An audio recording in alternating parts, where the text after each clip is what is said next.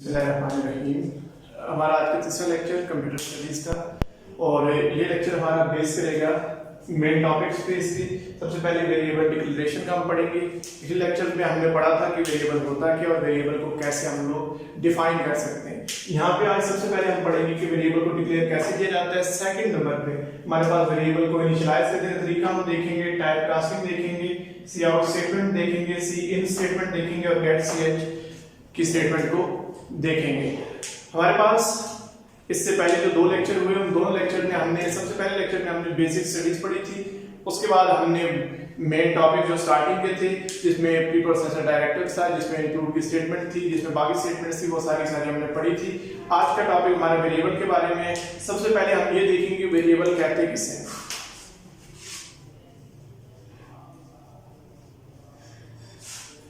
अगर हम वेरिएबल को डिफाइन करें तो वेरिएबल्स पर आज हमारे पास वो चीज होगी जिसकी कॉस्ट या जिसकी वैल्यू बार बार चेंज होती है। यानी मैथ के लिहाज से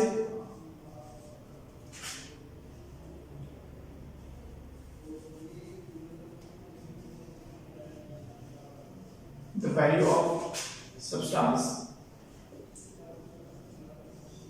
चेंजेस एंड इज वेरिएबल। यानी मैथमेटिकल लिहाज से हमारे पास वेरिएबल वो चीज जिसकी कीमत बार बार बदलती है, जिसकी वैल्यूज बार बार बदलती है, उसे हम लोग वेरिएबल कहते हैं। कंप्यूटर में वेरिएबल का कॉन्सेप्ट थोड़ा सा चेंज है। इसे हम कहते हैं नेम्ड मेमोरी लोकेशन।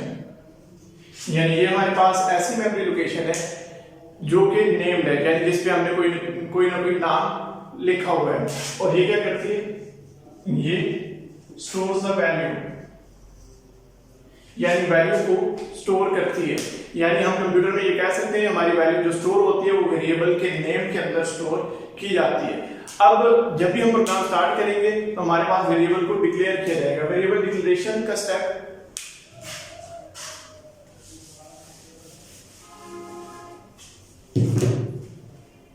यानी हम वेरिएबल को डिक्लेयर करेंगे। आज का हमारा पहला टॉपिक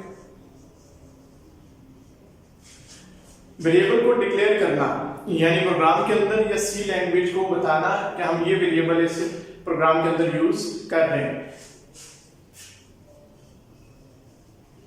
नेमिंग सबसे पहली चीज में आएगी, naming the variables to be used in C language program. यानी हमारे प्रोग्राम के अंदर जो जो वेरिएबल्स यूज होंगे उन्हें हम क्या करेंगे, उन्हें हम नेम देंगे। अब वेरिएबल को नेम देने के लिए, डिक्लेयर करने के लिए हमारे पास सिंटैक्स का यूज होता है। हम जो सिंटैक्स यूज करेंगे, यानी सिंटैक्स मुराद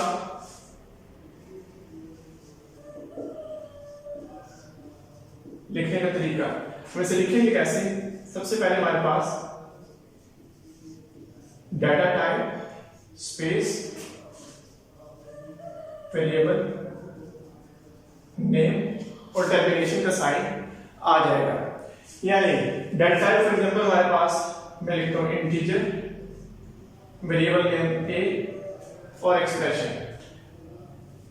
अब हमारे पास यहाँ पे एक वेरिएबल डिक्लेयर हो चुका है। तो जब भी हम प्रोग्राम स्टार्ट करेंगे सबसे पहले हमने वेरिएबल को डिक्लेयर करना है, यानी वेरिएबल को बताना है कि ये प्रोग्राम को बताना है कि हमारे अंदर ये वेरिएबल हम यूज करेंगे। तो यहाँ पे ये वेरिएबल डिक्लेयर हो चुका है।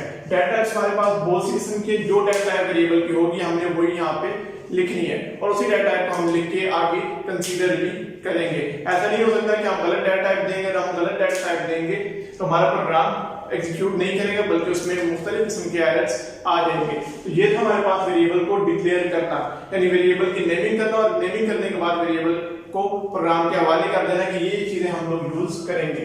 एक प्रोग्राम के अंदर बहुत से वेरिएबल यूज किए जा सकते हैं, यानी हमारे पास एक वेरिएबल भी हो सकता है, हमारे पास दो भी हो सकते हैं, हमारे पास तीन भी हो सकते हैं, और इससे कई ज्यादा वेरिएबल्स हमारे पास यूज हो सकते हैं। तो वेरिएबल की भी मखसूस तादाद हमारे पास नहीं है जो कि हम यूज करेंगे। सेकंड पॉइंट हमारे पास वेरिएबल को इनिशियलाइज करना।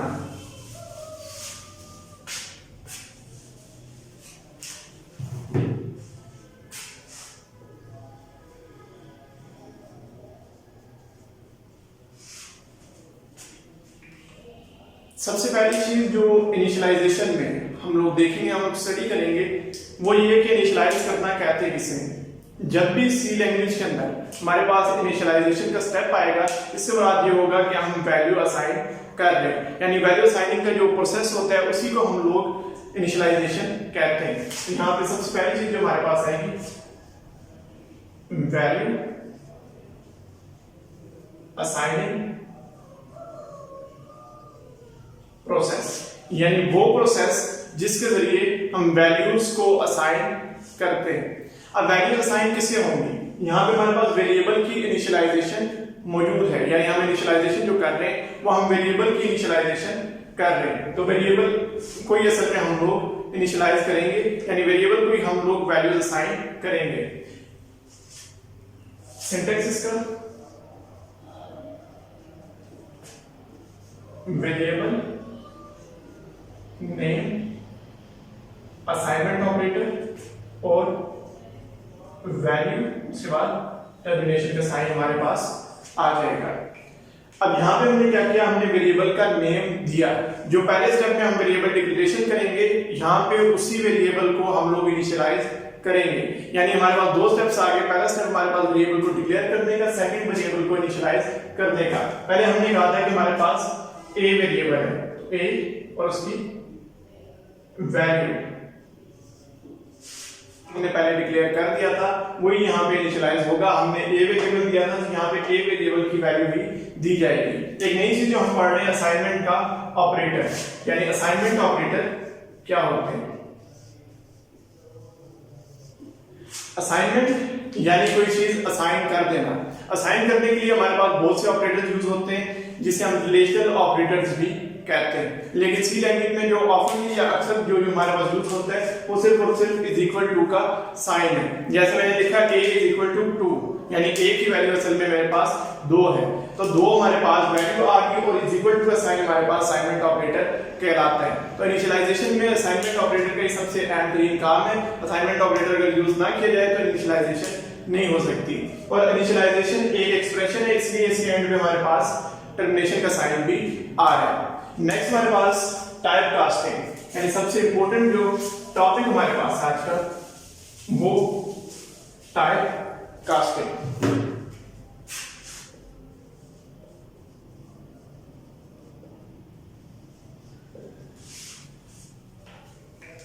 हम लोग सी लैंग्वेज का प्रोग्राम बना रहे हैं।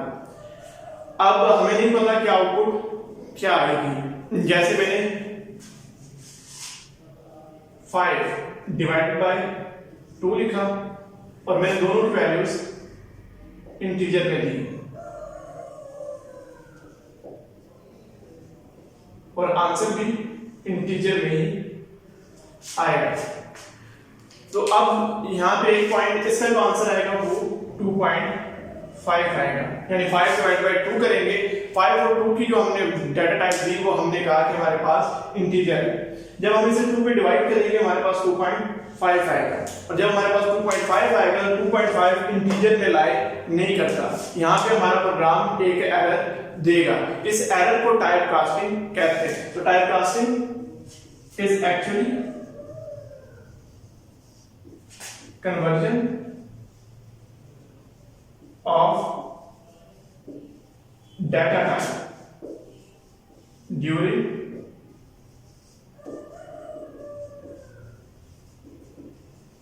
एग्जीक्यूशन, यानी एग्जीक्यूशन के दौरान जो हम डाटा टाइप को चेंज करते हैं, ये हमारे पास टाइप कास्टिंग कहलाता है। यानी हम लोग अपने एरर से बचने के लिए हम लोग टाइप कास्टिंग करते हैं, यानी हम लोग डाटा टाइप को चेंज कर देते हैं आंसर के मुताबिक। तो अब ये दो तरह से हो सकती है। सबसे पहले हमारे पास इम्प्लिसिट और सेकंड हमारे पास एक्सप्लिसिट टाइप कास्टिंग कहलाती है। यानी एक टाइप कास्टिंग होगी जो यूजर करेगा, सेकंड टाइप कास्टिंग होगी जो हमारे पास सी लैंग्वेज करेगी। तो सी लैंग्वेज जो टाइप कास्टिंग करेगी उसे इम्प्लिसिट टाइप कास्टिंग कहा जाता है।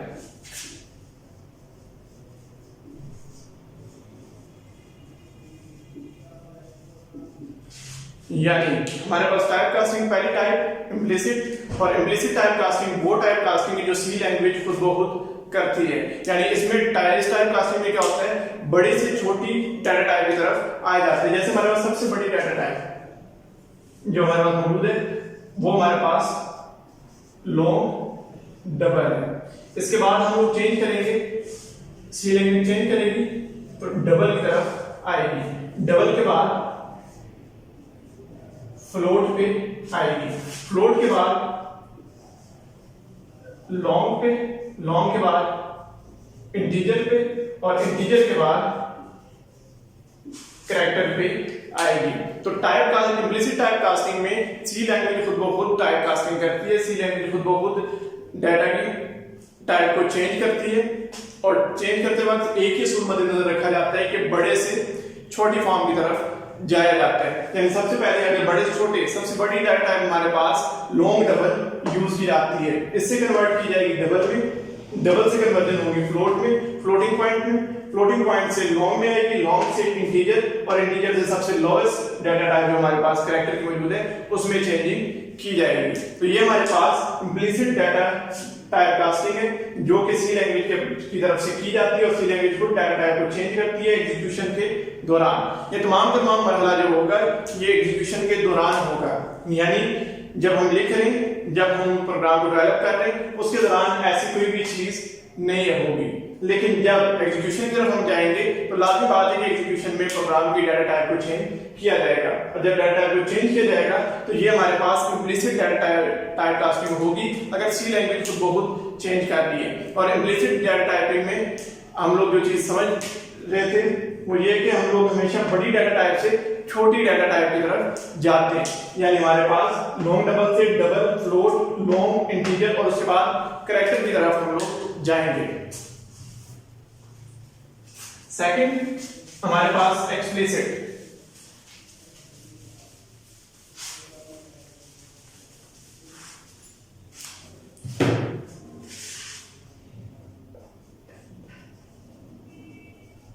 एक्सप्लिसिट डाटा टाइप कास्टिंग में यूजर खुद चेंज करता है। यानी जो डाटा टाइप होगी यूजर खुद ब खुद चेंज करेगा और इसके लिए सबसे पहली चीज it is done by user.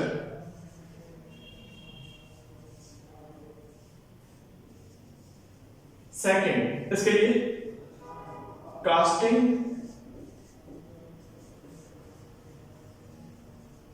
Expression use किया जाएगा।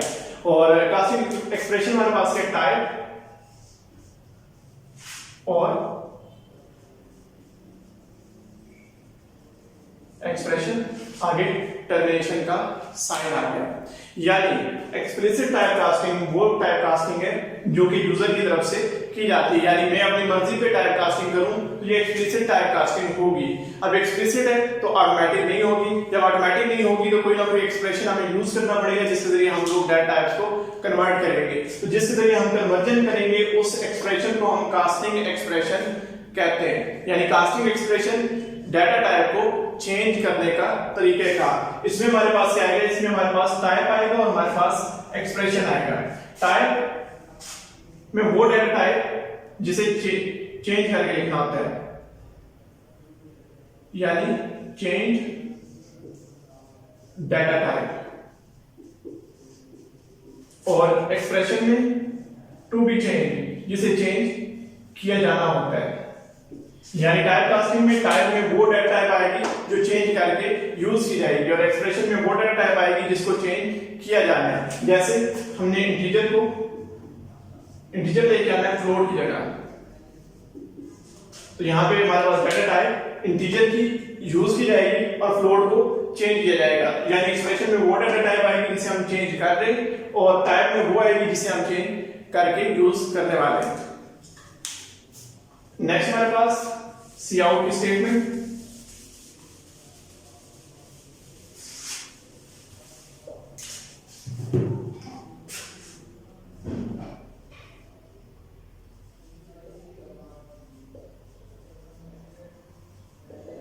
सी आउट स्टेटमेंट हम यूज करेंगे। यानी सी आउट स्टेटमेंट होती क्या है, सबसे पहले इसका नाम कंसोल आउटपुट, यानी वो आउटपुट जो कंसोल्ड होगी वो आउटपुट जो कि एक्सप्रेस करके लिखी जाएगी, एग्जीक्यूशन के बाद यूज की जाएगी। अब ये किस लिए यूज होती है? टू डिस्प्ले द आउटपुट, यानी आउटपुट को डिस्प्ले करने के लिए डाटा टाइप यूज कि ये हमारे पास स्टेटमेंट या हमारे पास फंक्शन यूज किए जाते हैं। अब इसमें क्या यूज किए जाते हैं? इसमें हमारे पास एक्सट्रैक्शन का साइन यूज किया जाता है, यानी एक्सट्रैक्शन का साइन इसमें यूज किया जाएगा। अब मिसाल के तौर पे मैं एग्जांपल देता हूं, extraction sign inverted comma Pakistan जिंदाबाद, ये एक स्टेटमेंट मैंने लिखी। अब ये सी आउट स्टेटमेंट है जो प्रोग्राम के अंदर मैं लिख रहा हूं। ये जब डिस्प्ले की जाएगी तो डिस्प्ले में हमारे पास सिंपल पाकिस्तान जिंदाबाद लिखा जाएगा। यानी प्रोग्राम के अंदर जब हम यूज करेंगे C out extraction sign inverted comma Pakistan जिंदाबाद इन्वर्टेड कॉमा और टर्मिनेशन, और जब हमारे पास डिस्प्ले आएगी सिंपल हमारे पास आउटपुट आएगी पाकिस्तान जिंदाबाद की, तो ये हमारे पास सी आउट स्टेटमेंट है जो कि यूज की जाती है और जो आमतौर पे हम लोग अपने प्रोग्राम के अंदर यूज करते हैं। इसका सिंटैक्स अगर देखा जाए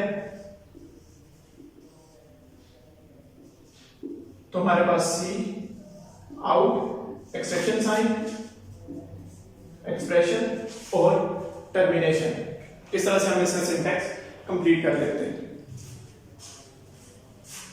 नेक्स्ट स्टेटमेंट हमारे पास सी इन की स्टेटमेंट है।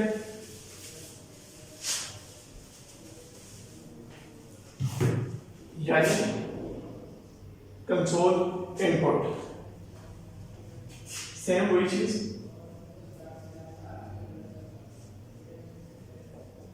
कंसोल इनपुट, जो इनपुट हम लोग देते हैं, जो इनपुट यूजर कंप्यूटर को देगा वो हमारे पास स्टैंडर्ड इनपुट कहलाती है। सीन स्टेटमेंट इनपुट को लेने के लिए यूज की जाती है, यानी जो इनपुट्स यूजर देना चाहता है वो सारी इनपुट्स यहां से एक्सट्रैक्ट की जाती है। इसके लिए हमारे पास इंसर्शन साइन, यानी ये वाले ब्रैकेट्स यूज किए जाते हैं, इंसर्शन साइन यूज किया जाता है। सिंटैक्स अगर इसका हम देखें तो हमारे पास सी इन इंसर्शन साइन और यहां पे हमारे पास वेरिएबल और फिर टर्मिनेशन, यानी सी इन इंसर्शन साइन और ए, ये हमारे पास कंसोल इनपुट की स्टेटमेंट मौजूद है। यानी जिसमें हम लोग इनपुट ले रहे हैं, कंसोल इनपुट, स्टैंडर्ड इनपुट वो इनपुट जो कि यूजर कंप्यूटर को देते हैं या इसकी लैंग्वेज में लिखते हैं। इसे यूज करने के लिए इंसर्शन के ब्रैकेट यूज की जाती है, इंसर्शन साइन यूज किए जाते हैं। सिंटैक्स इसका सी इन इंसर्शन साइन वेरिएबल और फिर टर्मिनेशन। नेक्स्ट और लास्ट पॉइंट जो हमने आज स्टडी करना है वो हमारे पास गेट ch की स्टेटमेंट है। गेट ch का वेरिएबल इसे हम कह सकते हैं या फंक्शन भी कह सकते हैं।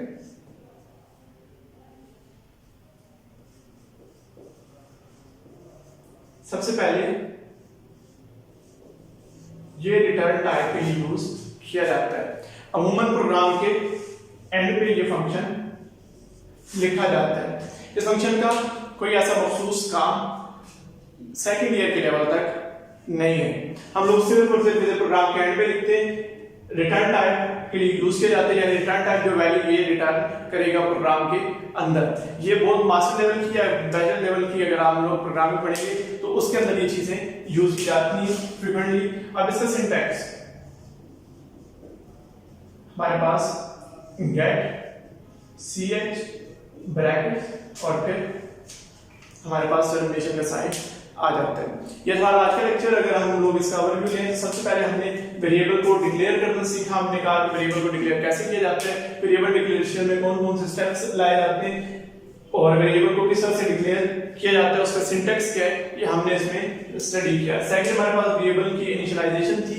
हमने कहा कि इनिशियलाइज जब भी हम वर्ड यूज करेंगे तो उससे मुराद होगा वैल्यू को असाइन करना, और असाइन करने के लिए इक्वल टू का साइन यूज किया जाता है, जिसे हम असाइनमेंट ऑपरेटर भी कहते हैं।